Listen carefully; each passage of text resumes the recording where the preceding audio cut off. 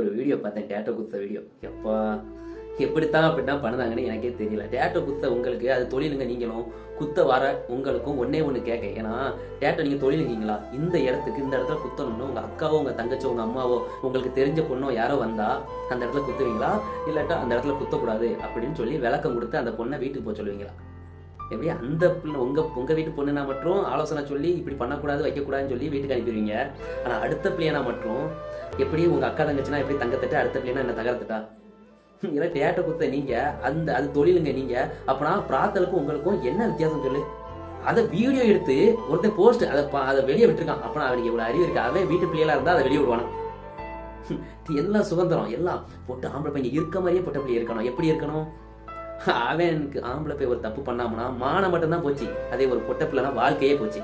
அந்த பிள்ளை வாழ்க்கை இல்லாம அவன் ஃபேமிலியோட வாழ்க்கையே போச்சு. டேட்டோ குத்த நீங்க